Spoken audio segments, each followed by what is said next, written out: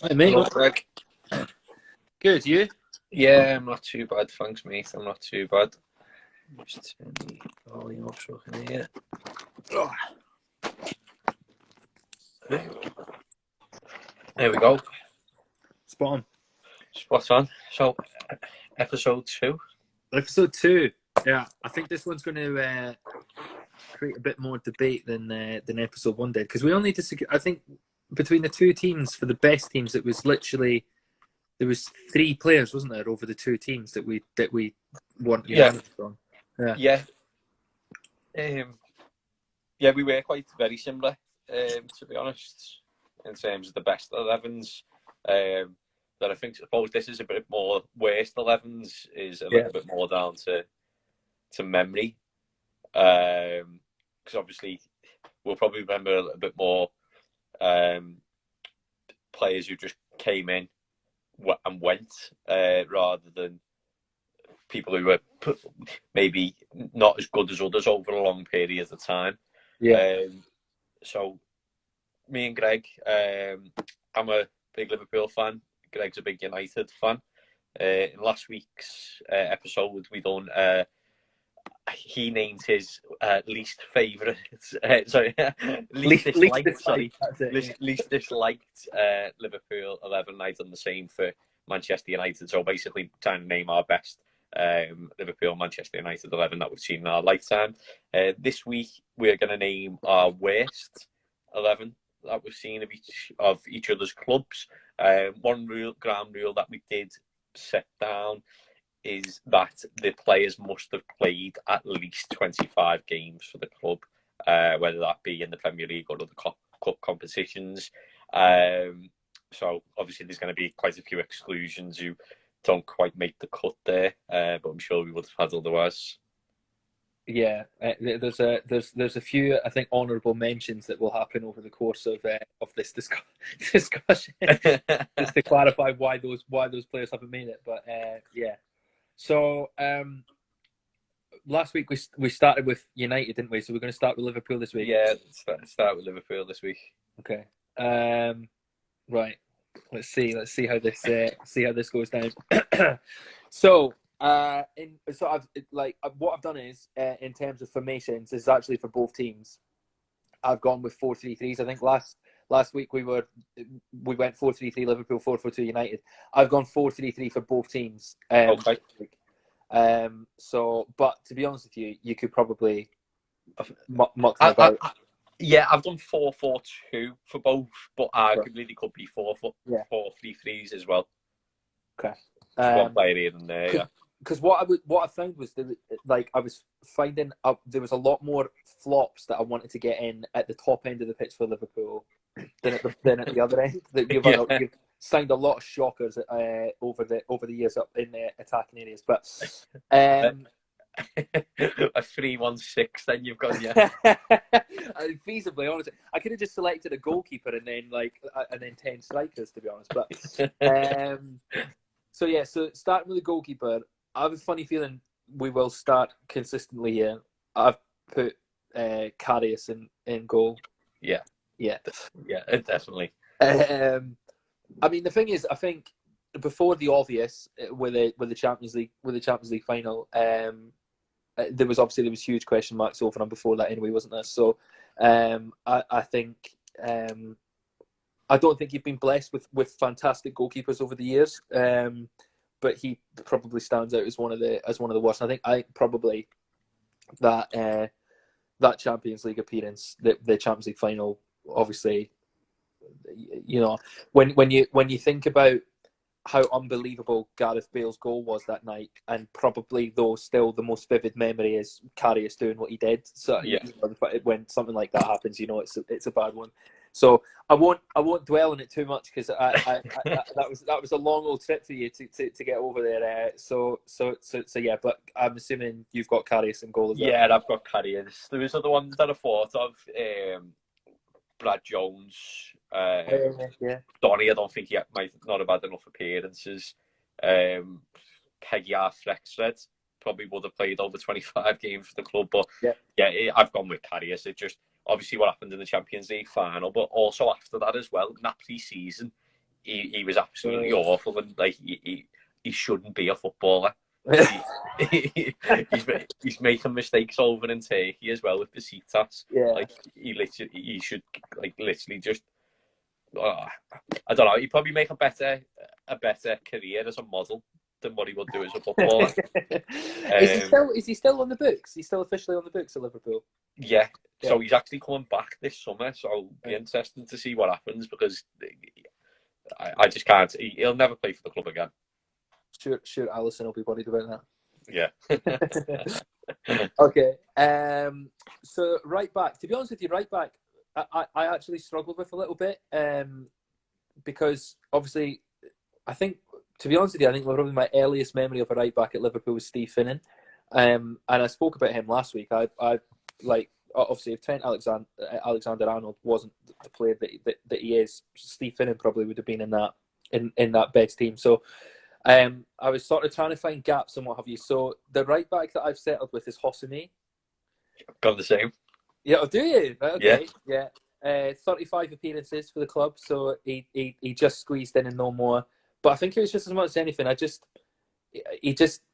was no memory of him that stood out. It was just that he just never really sort of set the world alight. Whenever I saw him, I just didn't think he was that. It was just another. I suppose in that period of time where you were making signings, it was just another one of those sort of Spanish signings that you'd made that was just sort of, it's just a nothing signing. He's not going to be there. He's not going to set the world alight. He's not terrible, but he's not great, sort of thing. He was actually Benitez's first ever signing. Oh, was he? Right, okay. Yeah, he was Benitez's first ever signing. He obviously, for him to get the 35 games for Liverpool, he stuck with him through the Champions League year 2005. But I think going into next year, Benitez realised that he had a lot better right back in Steve Finnan. Yeah. So yeah, I've went with Hosseini as well. Would have been others, but again, just not enough games. Yeah. That's a surprise that we've matched in the first two. Right, okay. Centre backs. So this one has got the highest number of appearances for the club in this 11. Is Dejan Lovren. Yeah. You got him as well. I've got Dejan Lovren. I just think with Lovren, he's, and I don't know why, he's incredibly arrogant, because I think he said things like he's the best defender in the world before, isn't he? Like he's come away with ridiculous comments like that. And I think Lovren is just one of those, especially as Liverpool were getting better, and obviously as they've improved, and he's sort of been around at that time. Whenever we were playing you, if Lovren was in the starting 11, you thought we've got a chance here. We've got, we can, and I think, the match where we beat you, I think it was 2-1. Was it 2-1 or 2-0 when Rashford scored twice? And obviously, all the talk was the fact that Rashford had he made a bit of a mug of Alexander-Arnold on a couple of occasions. But the build-up to both goals was because Lukaku bullied Lovren off the ball. Backing in. Yeah. I always sort of feel, and I remember him having an absolute stinker at, it probably would have been Wembley actually, when Spurs were still playing there, and he got hooked before half time, didn't he? And it was just a disaster. I think a lot of Liverpool fans now look back on that game as an absolute turning point, because I think that was the day that Klopp thought, I cannot stick with Dejan Lovren. And I remember Spurs putting on their Twitter, would have only been a couple of months back, about on this day, and it was something like 3 or 4 years ago, we beat Liverpool 4-1, and all Liverpool fans were tweeting them back saying thank you. Because that made us go and sign Van Dijk from that game. It was obviously we've been linked with him in the summer, but that was sort of like the again, just Klopp thinking, right, I need to open sign a centre half. Yeah, I've put Lovren in myself. I did struggle a little bit with centre backs, but he's just an absolute nightmare every time he plays, to be honest. He's had some good games and he scored some important goals for Liverpool as well. And he's probably not the worst footballer that we could have put in there, but in terms of not being consistent over 184 appearances. I think even am I right in saying he played against Watford, the game that you lost the first time? Yeah. Yeah, And Troy Deeney come out and said, he was questionable there as well, wasn't he? And I know again, I think Alexander Arnold copped a bit of stick for a couple of the goals, but Lovren was questionable in there as well. I just yeah, I've never been convinced by him. So yeah, he's in at centre back, and then his partner is. I really struggled with this, to be honest with you, but I've gone with Ragnar Klavan. okay. So again, he was just another player where if he was named in the starting lineup, I thought opposition have got a chance there. He's the weak link. He's the weak link in that centre back pairing. So he made 53 appearances for the club, two goals in that time. But I don't know. I just always sort of felt there's a mistake in him. Yes. So that's why I went for him. Yeah, for my other centre half, I've gone with Rigobert Song. Yeah. Okay. Yeah. So it might not be one that instantly flashes to memory for you. I did struggle with centre half a little bit, especially just on appearances, because obviously there's Pellegrino. Who else was that could have went in there? Gabriel Pauletta, Sebastian Coates, all. Yeah, because I think Coates literally was 24 appearances, wasn't he? Because I looked at Coates, but I think he was one short when he Thiago and Laurie. Wait, I didn't think of Clavan. To be honest, I didn't mind Clavan. He came in, he done a job when called upon. I think it was sort of strange circumstances for him to find himself at the club. I think his first interview, when Klopp rang him, he thought it was a prank by one of his mates. Oh, really? So, yeah. But no, I've gone with Rigobert Song. Speaking of songs, I think Clavan's song is one of the best that we've ever had over the years. Okay, so so he's my the centre back pairing, and then left back. I mean, there was a few that could have made that cut. My heart wanted to go with Jimmy Traore, but on reflection, I've decided to go with Alberto Moreno because I think he was just an absolute calamity at left back.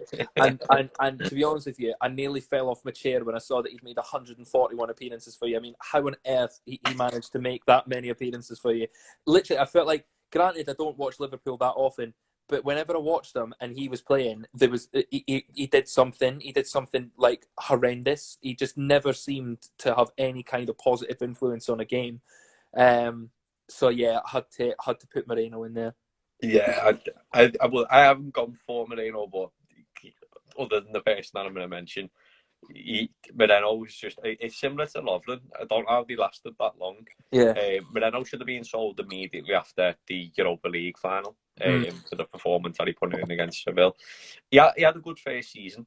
Looked quite promising in his first season, which is, funnily enough, that was the season that we were working together. So that was 6 years ago. 6 years ago. Yeah. Because I remember him scoring that goal against Spurs. He picked the ball up on the Gerrard own box and ran at White Hart Lane. Oh yeah, I remember that. Yeah, right enough. So he played for us for a while, but just again not the best. I've actually gone with Christian Ziege. Okay, all right. He was only at the club for a season, and then moved on to Spurs, and actually had quite a good Premier League career. But at ourselves, he was just an absolute nightmare. And I was talking with my dad, and I said about Christian Ziege, that we're doing this, and I put Christian Ziege in at left back. And my dad went, no, he was all right. I said, yeah, he was when he went to Spurs, but at Liverpool, he was an absolute nightmare. Yeah. And as you say, we haven't had the best of left backs down the years. Yeah. I think if it could have put anyone in, it would have been obviously Paul Konchesky, but just not enough games. I was thinking as well, Fabio Aurelio. I did consider Aurelio. Do you know what? Fabio Aurelio, if he hadn't been injured as much, I would have had him in my best 11 over Issa. Really? Right, okay. Yeah. Interesting. Fabio Aurelio was just absolutely haunted with injuries for us. Yeah. But he was brilliant when he played. I was watching the Liverpool versus Arsenal game on BT Sport. It's the 2008 quarter final, and Alario was at left back, and I forgot how good he can whip a ball in. His crossing and it is dead ball, obviously bang one in at Old Trafford. Yeah. The free kick that he scored against Chelsea, and just from corners, but he was just absolutely haunted by injuries. Obviously, I think was it under Benitez, his contract expired, and I think he was away from us for a year or just the summer. I'm trying to think when it was, but his contract actually expired, but we changed managers in the summer. Right. And the new manager brought him back. Right, okay. That might have been under Dalglish and Rodgers. I can't quite remember when it was, but I know that we actually re-signed him. We let him go and then re-signed him. Because there was Desena as well, wasn't there? Desena, yeah. He was a nightmare. He's another one that scored at Old Trafford as well. He scored in the 4-1, didn't he? Yeah. Yeah. He did. Again, not the best of footballers. Scored against Real Madrid. That was well. I was reading about him today. That all happened in the same week. He scored against United and Madrid in the same week. Yeah. Not many players will do that in the careers. All right. Okay. So that's my back five then: Karius, Hosame, Lovren, Clavin, and Moreno. So into midfield. So I've got two central midfielders sitting, and then one sort of attacking midfielder in front. So okay.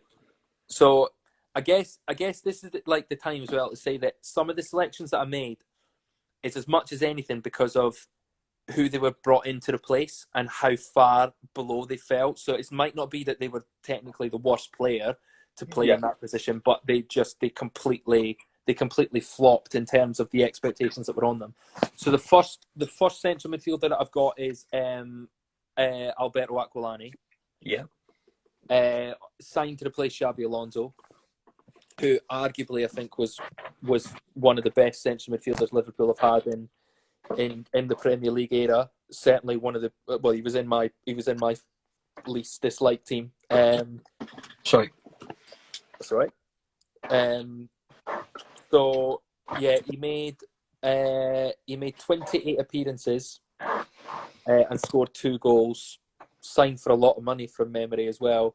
Yeah. Just see, I've got this theory with players that come to the Premier League from Serie A that very rarely does it work out. And I don't know if it's because the pace of the game just isn't quite. The Premier League's quicker than Serie A. But I always feel like you take a risk when you sign somebody from Serie A. And granted, there's been some examples of where it has worked. But I think I look back and sort of think more often than not, it doesn't, especially with midfield players. So yeah, I just think that was a massive flop. Yeah, I've got Aquilani in. Yeah. I think when the expectation that when we signed them, I think we signed them for just over 20 million. There was a lot of the expectation memory surrounding him was just like he's going to come in, he's going to be better than Alonso, and he's more attacking and that. And I remember, I can't remember who we were playing, but it was a League Cup game. I was at Anfield and I was watching him in the midfield, and he looked absolutely lost. Literally looked lost. And I think he was gassed as well. Yeah, he just ended up just hugging the halfway line, so he didn't have to go forward or back. Yeah. And I think he only lasted the season, didn't he? He got played quite a lot in terms of because of the expectation on him, but Aquilani didn't have the greatest at times for us. Second central midfielder is somebody from my neck of the woods, Charlie Adam. Yes. Have you got him in there as well? Hated him. Yeah. So I guess with him, obviously when Blackpool came up, and to be honest with you, I was one of them as well. Kind of got swept up with he's class, like and I mean I'd seen him at Rangers, obviously. Growing up in Scotland, I was very aware of him because I think he's from memory. I think he's from Dundee, because I think some of actually my mates used to sometimes play 5-a-sides with some people that I knew, and when he came into the Premier League with Blackpool, he was brilliant. I remember it, sort of him and I think DJ Campbell were sort of the two stars of that team at that time. And it was all this talk about basically Blackpool are going to go down. Who's going to sign them? Who's going to? And United were heavily linked with him. And then obviously he got his. I think the first transfer window came and went, and was he not on the verge of signing for someone, and then it didn't happen, and and then obviously ended up at Liverpool, and I think it was just as much as anything he was out of his depth. That's just how it looked from the outside. He was just way out of his depth when he went into that team. I think similar to Lovren, he had quite a bit of an arrogance about him. Yeah. I didn't like him. I think he's probably one of my least favourite Liverpool players ever. He seemed to want to grab every dead ball, and it was under a time where we were struggling anyway. I think it was Kenny who signed him, and it was that first season under Kenny where we were struggling, and he was just absolutely awful. I remember I had an argument with his dad. Really? Yeah, I had an argument with his dad at Sunderland's away, and it was when the away ends changed now at Sunderland. Yeah. It's now up in the gods on the other side. You used to be behind the goal on the far end, and Adam had a free kick on the edge of the box. We were 1-0 down, and he hit the free kick, and it just went straight into the wall. He was only 20 yards out, and I just went, "That was fucking shit." And his dad turned round and he went, "That's my son." I said, "I don't care who it is.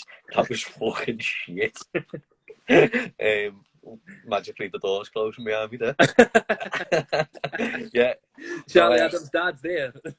Yeah, and he was on the rowing. He was sitting in the seat directly in front of me. When I said that, he turned around and went, "That's my son." I don't care. It's fucking shit. Yeah. I remember I might be coming back from that game. We used to mess about on like the bus that we on the away games on, and we done a thing like let's all do the Adam, and we were taking the mick because he constantly put his hand up to apologise for the bad pass that he's just played.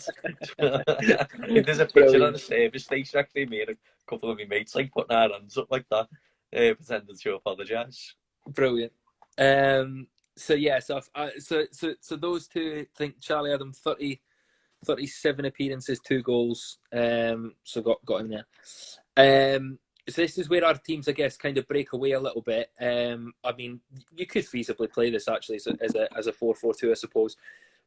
Who I've got in sort of the attacking midfield is someone that actually, until we decided that we were going to have this discussion, I'd actually completely forgotten who played for Liverpool, is Joe Cole. Yeah, I've got him. I've just put him on the right. Right. So, so I've got him. I just 42 appearances, 5 goals. Because I remember at the time, and I guess that's the disclaimer, is that like Joe Cole, I thought in his prime was an unbelievable player. Tore United apart many occasions, particularly when he was at Chelsea. But I think you signed him off the back of a bad injury, and you were paying him ridiculous amounts of money as well for the privilege of being there, and yeah, it just never working out in the way that I guess. Who I can't even think what manager it was that signed him, but Hodgson had obviously hoped that it would work out. It was one of those deals where it could have been an absolute stroke of genius if he hit the heights that he was known for, but it was just a disaster. So that's why because I think as much as anything, I think it was almost the frustration element. I mean, obviously, I wasn't overly frustrated being a United fan, but I suppose the frustration element of he was a terrific player, and that could have been a brilliant signing, and in the end, it just wasn't. Yeah, I think I've done.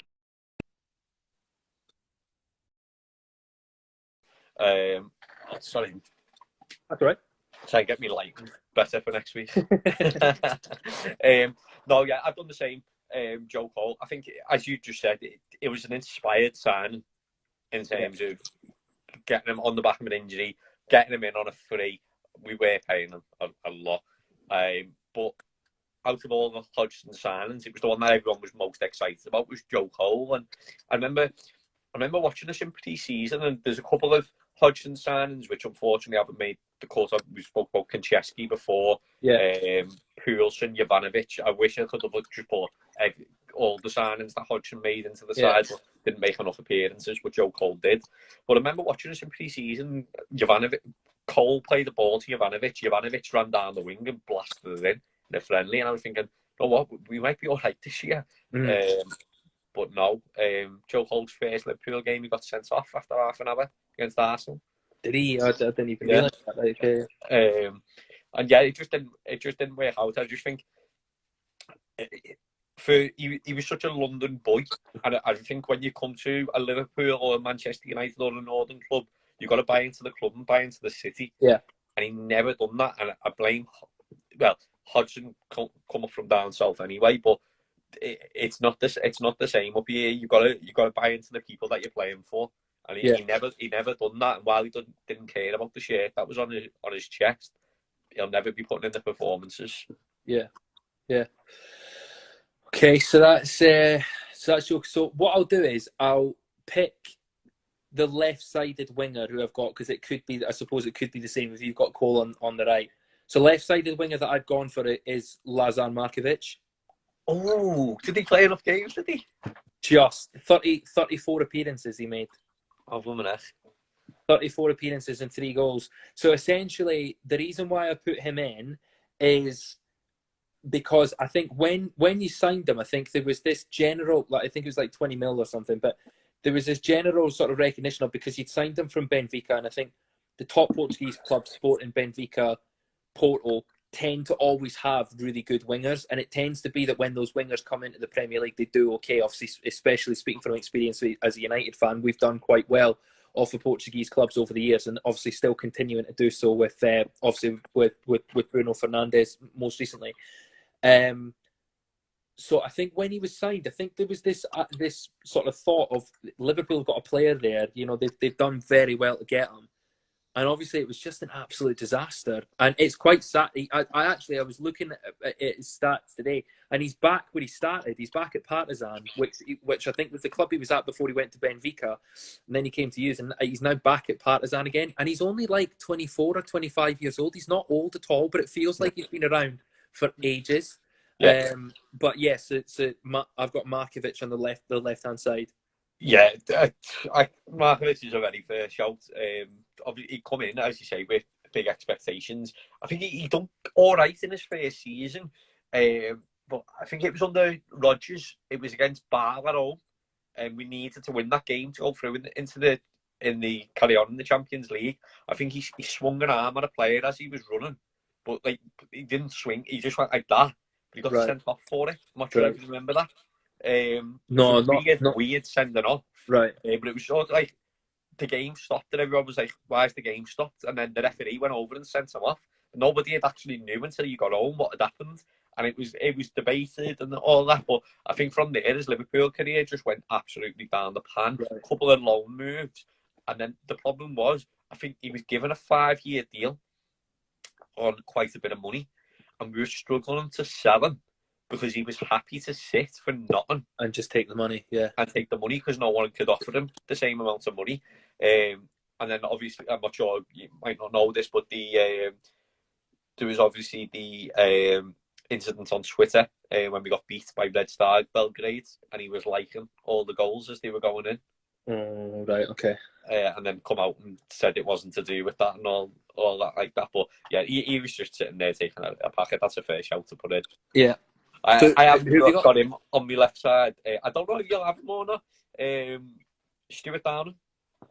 No, see, I debated Stuart Downing, but he's not in my team. He's not. But I did. To be honest with you, again, up until similar to Joe Cole, up until we said we were going to do this, I'd completely forgotten Stuart Downing had played for Liverpool.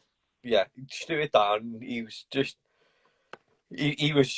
awful. Another player who thought he was better than what he was. I think we were talking the other day, told the anecdote. I think he was doing a question and answer session on LFC TV, and people bringing him up and what's your favourite box set, or what's your favourite music artist, and some fella rang up and obviously put in a different question with the producers or whatnot, and he said, "Hey, you're talking to Stuart Down. We've got John in Walton here. John, what do you want to ask Down?" And he said, "Hiya, Stuart. If you could be a footballer, what position would you be?" Just, that Absolutely tells you what brilliant. Liverpool we thought of him anyway. And Yeah. I think in one of his last season, I think the crowd were on his back quite a lot in terms of just wasting chances or wasting opportunities, because I think Liverpool can be quite forgiving as a crowd in terms of you get the odd moan and groan, but in terms of just give him a chance. But at Anfield, sometimes it can be horrible when a player makes a mistake. Yeah. And the groan from the crowd. I think one of the first things that Klopp mentioned was that we need to get off the players' backs. But I think it's just more than anything, it's natural to go, Yeah. like that. But if you've got 40,000, 50,000 people going, it's a big noise. Yeah. So that used to happen quite a lot with Dan. I think one of the last goals that he scored was at the Kop, and he walked up, he went like that to the Kop and shushed the Kop, which didn't go down too well. Not clever, is it? No. Yeah, no. I think I read actually about Stuart Downing when I was doing sort of a bit of the research for this, that in his first season he didn't register a single goal or assist in his first season. So yeah, no, it's a more than fair shout of him in there. So then last two, obviously, like you say, I've sort of set this as a 4-3-3, but I suppose you could have them as your strikers. So one, I've got a feeling you're going to have, so I'll cover him off straight away because I really don't like him. Is El Hadji Diouf. Yeah, I've got him in. Just I've grown up in Scotland. I've got memories of him obviously when he was at Rangers as well. And some of the stuff he used to do up there, spitting at the Celtic fans and what have you. I mean, I've got no affiliation whatsoever to Celtic, but yeah, just that it was just horrendous, and I can still see it in my mind, that replay of him turning round and spitting at the Celtic fans was just horrendous. And obviously he's played for you a lot. He's played for Leeds as well, so he's not that well liked in Manchester United circles anyway. But I just think he was one of those, again, I suppose maybe similar to what you were saying about Charlie Adam, what we said about Lovren. I think he just thought he was a lot better than he was.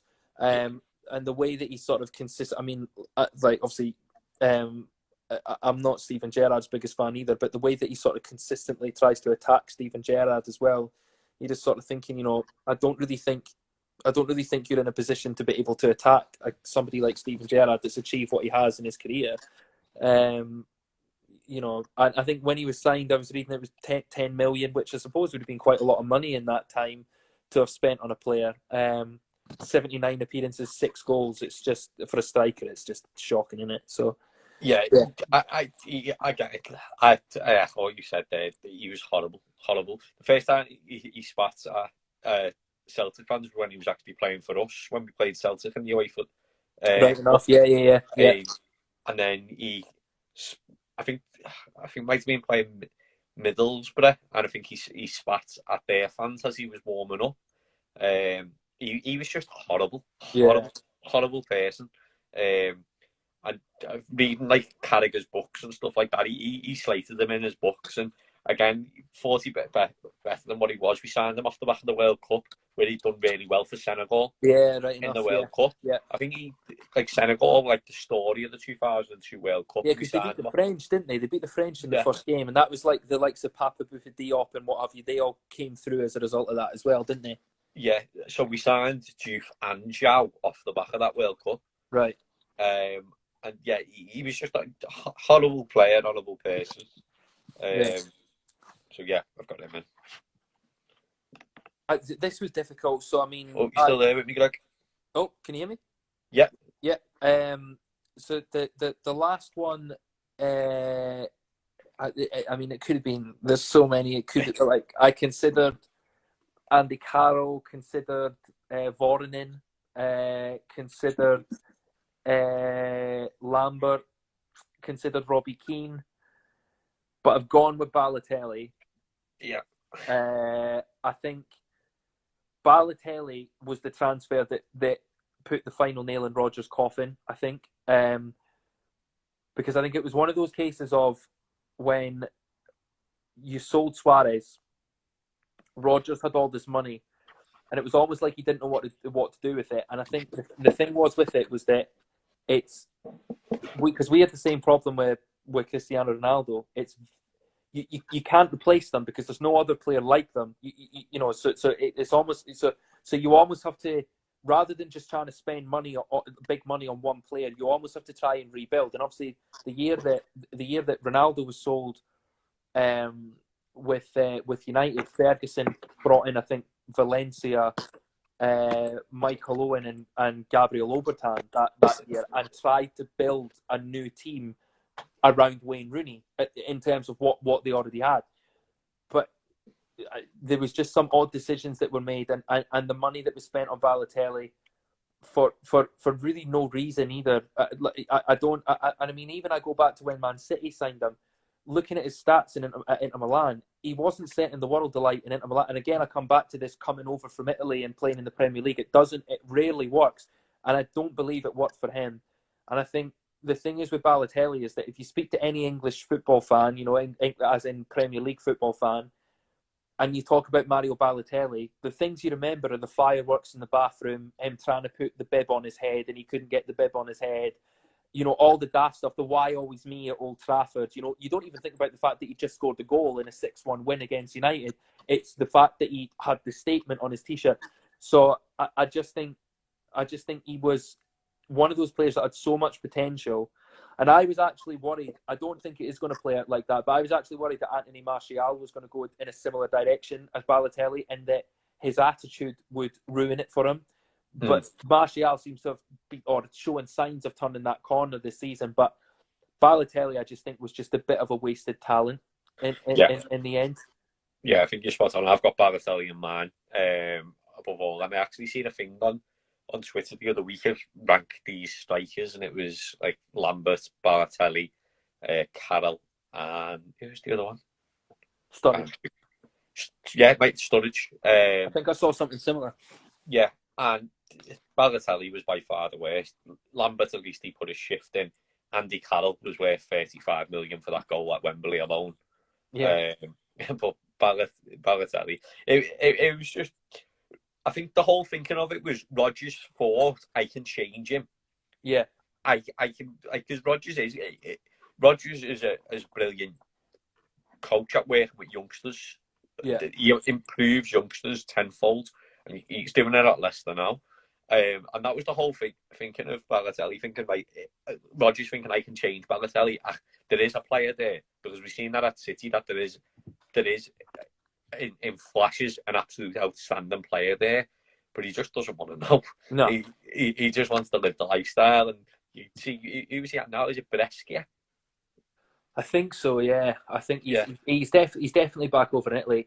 I think before we go on to United, one of my favourite stories, I don't know whether you've seen it, favourite stories about Balotelli, and it was Jose Mourinho that was telling it, and they were talking to him about his time at Inter Milan. And they were talking to him about, some of the, I think, more difficult characters that he'd had to manage. And he was talking about Balotelli, and he was talking about this game, and it was an important game for Inter. They were going for the title, and they had to win it. So Balotelli had gotten booked in the first half, and he was walking a bit of a tightrope, and they came in at half time, and Jose was saying, he said, I have 15 minutes to talk to the team. He said, in 14 of the 15 minutes I spent talking to Mario, saying, please don't get sent off. You have to calm down. Please, just stay calm. He says, and then I had a minute with the rest of the team. 47th minute, sent off. Which I think it just sums up Balotelli to a T. But yeah, I think he also he had some. I know when he was at City, I think actually in the aftermath of that derby win, there was some really nice things that he did, and he's done. He used to do some great things for charity, and he would have these grand gestures. I think there was one game. I think the day actually that they won the Manchester derby. He was in a petrol garage in the city, and he went in and he said, "I'll buy everyone's fuel and stuff." He would do stuff like that. Yeah. But I think you sort of summed it up. I think just sometimes it was just almost like I just can't. I don't actually. he's got that natural talent, and that's enough for him. He doesn't want to be the best player he can be. I think he's quite happy with just doing the bare minimum, and that's it, because it's enough. It gets him a living, doesn't it? So Yeah, yeah. that's it. Moving on to United, then we were Yeah, quite similar there. Who were we different on? so Markovic, Downing, and Klavan and and Song, Clavin. Yeah, and obviously the left backs as well. But other than that, yeah, quite similar there. yeah. I think moving into United, let me just check that time. We've got just under 20 minutes. We've got an hour, Okay. which is more than what we thought for the last one. So just under 20 minutes for the United team. So I've actually, similar to yourself, I think it was pretty hard doing the United team, because you'll probably have quite a bit more different to me on this, because it was little bit more difficult to think of players who instantly spring to mind who were poor. Because we're so good. Right. So, sorry? Because we're so good. Mainly because when I looked at them every time I tried to think of one, you shift them out before they got to 25. So yeah, Sir Alec was ruthless. It's more so in recent years that we've kind of lost that ruthless streak. But yeah. So there is being quite a few flops in here as well. Then, so starting off goalkeeper, I think we both would have had Taibbi if he'd have made enough appearances. Yeah, that's true. Yeah. However, I was going to say, I was like, have you found Taibbi made 25? Because I was like, you definitely didn't make 25 appearances. Okay, yeah, go on. So goalkeeper, it came down to three: Bosnich, Howard, or Carroll. Mm-hmm. And then I think probably an older person or yourself might remember Bosnich a little bit more. Can't remember him too well. So it came down to Howard or Carroll. And I went with Tim Howard. Oh, you went with Howard? I went with Carroll. Did you? Yeah. I think it was the reason I went with Howard was when I looked and done a bit of research on it. Carroll was originally your goalkeeper, and then Howard come in to replace him. Yeah. And then Howard done that bad that they brought Carroll back in. Yeah. Now, obviously, Howard went on to have a good career with Everton. Yeah. But it was mainly between them two rather than Bosnich. So one or the other, and it was the fact that Howard was the replacer, but become the replacee. Just trying to get a little bit more light. I think with Tim Howard, I think the shot was probably a bit too big for him. I think it was just a bit too much. I remember the first pre-season when Howard was there. He was unbelievable in pre-season, and our pre-season was actually over in America. He was some of the saves he was making was just outrageous, and we thought we've got to keep it here. But I think confidence got the better of him sometimes, and like I say, I think just the weight of the shot was just a little bit too much for him. But I think he was actually a better shot stopper than Roy Carroll was, and that's why I've gone with Roy Carroll. Somebody else that I looked at as well was actually Ben Foster, purely from a disappointment point of view, because Ben Foster should have been a brilliant Man United, because he's gone on and he's been a fantastic goalkeeper in the Premier League, and he'll go down as one of the solid England goalkeepers that's played in the Premier League. But he only made 12 appearances for us, so he didn't get in. So I've gone with Roy Carroll, largely because I think the Spurs thing, obviously he got away with it, but the Pedro Mendes halfway line effort and stuff, that was just Carroll in a nutshell. He was very erratic. So yeah, that's why I went with him. But I can understand Tim Howard as well, to be fair, because it was a bit of a disappointment that he didn't work out in the way that he probably should have. Yeah. Right back. Now I think this is where we're going to start going a little bit off. Now, right back, I can't really remember. No one really other sticks out for me than Damian. Yeah, that's who I've got as well. Yeah. Oh, yeah. Yeah. Well, I think because you had Neville for so long, and then Raphael came in, and then you kind of had Valencia, who, to be fair to him, actually adapted to the right back role really, really well, and gave us a good few years of service there. So it's and then I looked at like Phil Bardsley, but he only made I think about eight appearances, and then I looked at Danny Simpson, but he only made about 3 appearances for us. So Darmian was really the only one. I'm surprised the amount of games Darmian played for you, 92. But I think that just shows, whereas you were saying, we used to be ruthless, that's that's it nailed on. Is that's what's happened with the club over the past few years, is that they've lost that ruthless siege. There's no way somebody like Matteo Darmian should have been making 92 appearances for the club. No way at all. Centre back then. Yeah. I think this is where we're going to go different. Just on the appearances.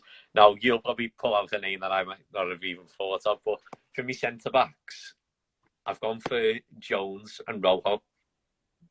So I've got Phil Jones. Yeah. I don't have Rojo. I love Rojo. Rojo was my guilty pleasure. He was the most reckless son of a gun that we've had back there. But I think the only reason that Rojo didn't get in is because he always gave 125% whenever he went out there. He was he was never one of those players. We've had a lot of players over the last sort of 7 years in the squad that just aren't bothered, and some of them appear in my team. But he always was. That's the only reason he avoided it. Phil Jones is just an absolute calamity. Yeah. I think it's a shame, because I think Sir Alec had very high hopes for him, and I don't know whether it's just been a case of that he just peaked too soon, or whether he's just lost his confidence. I've no idea, but it's almost sad now. He's almost sort of turned into a bit of a parody. Like, I was at the game in January, the League Cup, the first leg against City, and he like cramped up after like 70 minutes, and he's like running around like with cramp. It's just So I've got him. My other centre back is Paddy McNair. Okay, I didn't know he'd have had. Yeah. So Paddy McNair unbelievably made 27 appearances for United, which I was surprised at.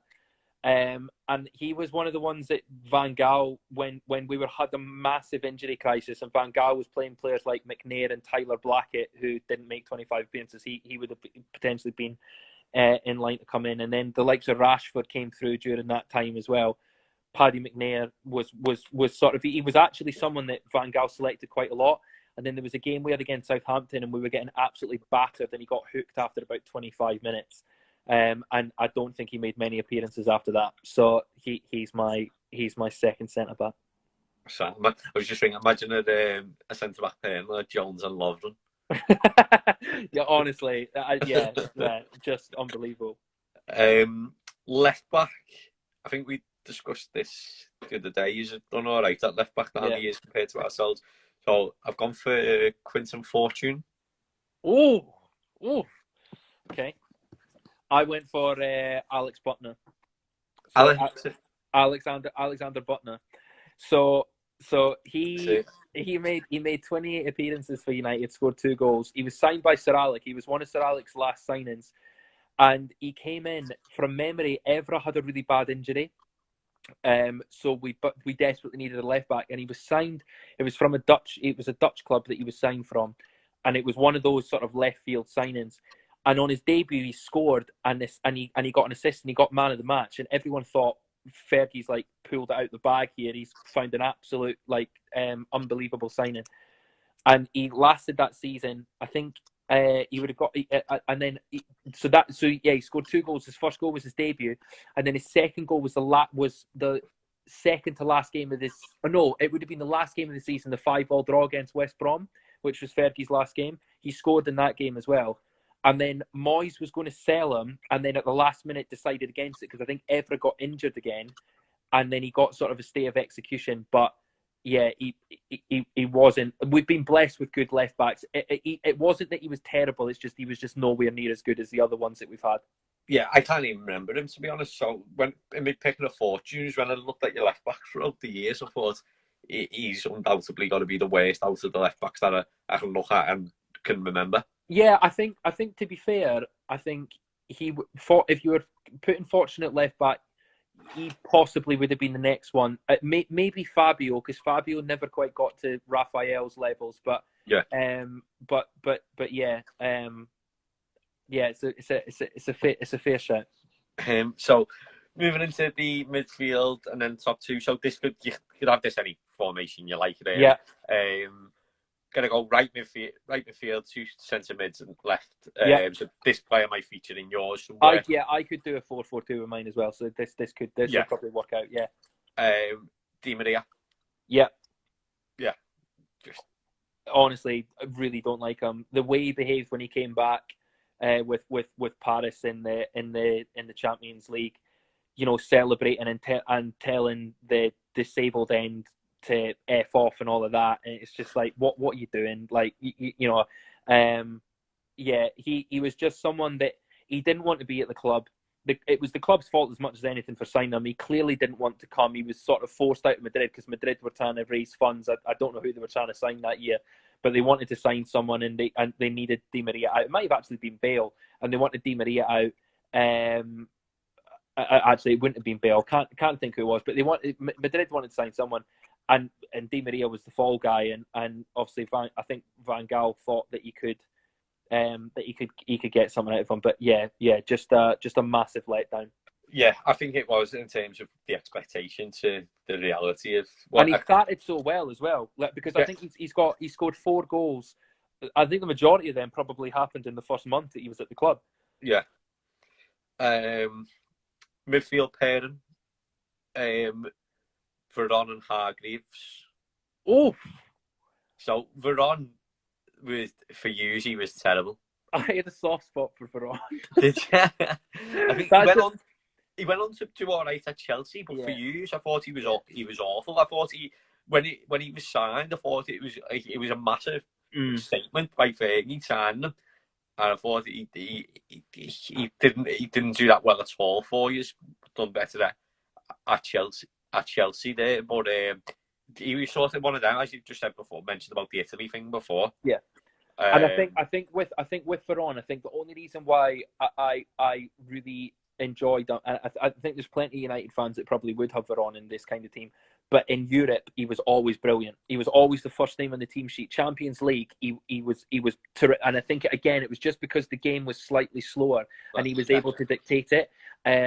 He was brilliant in Europe, but Premier League he was more often than not a bit disappointing.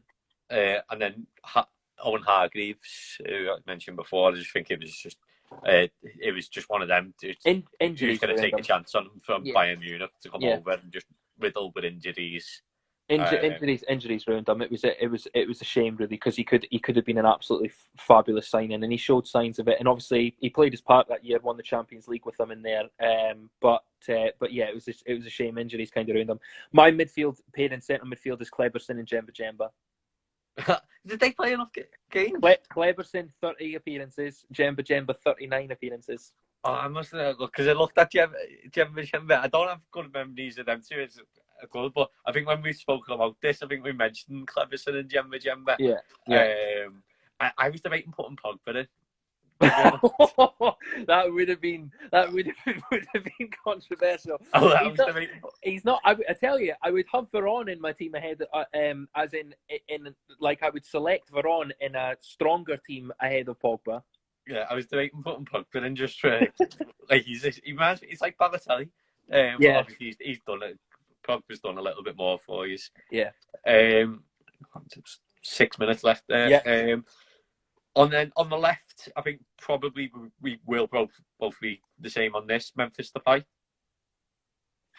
Interesting, actually. To be fair, he's one that went over my head a little bit. That's more than fair, actually. Memphis Depay. I went for Obertan. I went for Gabriel Obertan. He was one of those signings. It was sort of during that period where we were signing like Obertan and Bebe and all of that, and there was just some really weird decisions being made by the recruitment team and what have you. It was almost like Sir Alec was sort of trusting somebody slightly different than what he normally did in the transfers. Obertan, 28 appearances, 1 goal. He wasn't great, so I put Obertan in. But Memphis to be fair, Memphis. My last memory of Memphis, I don't know whether you ever saw it.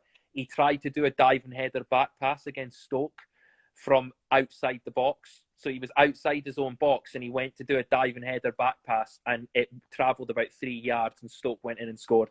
I do remember that. Yeah, it was just a disaster. So that's fine.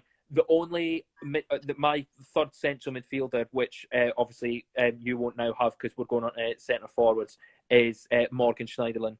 I think I put down Schneiderlin. Yeah. Who was terrible for you because he looked good at Southampton. He's terrible for Everton as well. Yeah. and more recent appearances than what he was Lingard. Yeah. I think Lingard's in danger. Yeah. Yeah, if Lingard didn't have them for a couple of years, which is now, you'd look at Lingard and think. But yeah, I was looking at Morgan Schneiderlin myself. Yeah, Schneiderlin 47 apps and one goal. Another example where I think that the shirt was too heavy for him, and I think it's ruined his confidence. I think that's part of the reason why he's not kicked on at Everton. I think it's just ruined his confidence completely. It was a lot of pressure on him because he was a signing. There was a lot of anticipation about him that he's going to be the one that's going to bring our central midfield together, and obviously just didn't work out like that. So yeah, he was brilliant at Southampton as well for that year. So I've got a top two then. Yeah. Alexis Sanchez. Yeah, more than fair. Yeah. I think he started quite well. Well, his debut was against Yeovil, so he should have been starting well. But then I think just as it went on, it didn't work out. I think in his last game his last game for Arsenal, I think he got a brace, and one of them was a brilliant goal. And then I think you just bought him to stop City signing him. Yeah. And he was just terrible. I remember the last game that he played 4 years against us. It was like you were playing with 10 men. Yeah. I don't know whether it's another case of the shirt's too heavy for him. I don't know if it's because he's no longer the man, because obviously at Arsenal he was the man. Like there was nobody that could touch him in terms of ability. Whereas he went into United and he was just one of the players, in the team. So it'll be interesting to see. I mean, I can't imagine that Ollie. I mean, I know Ollie's made comments about he's going to come back and he's going to prove you all wrong. But I think as much as anything, I think it's because Ollie knows he's not going to be able to get rid of him with the crazy wages that United are paying. I don't think we'll be able to get a shot of him. So he's not in my team, but I think as much as anything, it's out of hope that he could potentially come back next year and turn it all around. And then me forward, you might have gone different for the forward. It's just what I remember. I've gone Radamel Falcao. Yeah, that's my forward. Yeah. Just a massive disappointment. Yeah, and quite sad in a way because he was one, I think more so than anyone else over that period where we had so many players coming in that just didn't do it. He was one that United fans genuinely really, really wanted to do well because he was unbelievable before his injury. He was unbelievable, and United fans were determined that he was going to, and they loved him. To be fair, it wasn't that he had a bad attitude, but it was just a disastrous spell. And I think there was a game in the FA Cup against Preston North End where he started, and I think the idea was that he was going to score 2 or 3 goals, and it would kick him on, and he would go from there. And he just looked out of his depth. It was like he didn't know what to do, and he got subbed off. Van Gaal hooked him, I think, after about an hour. He's in mine as well. Yeah, mine's more fluff than bad players. But yeah, enjoyed that. Yeah, it's good. Yeah, no, it was quite consistent actually. To be fair. Yeah. More so. Conscious time, I think it's going to get cut off in the next minute. Yeah. But yeah, there's episode 2. Spot on. Well, we'll be back.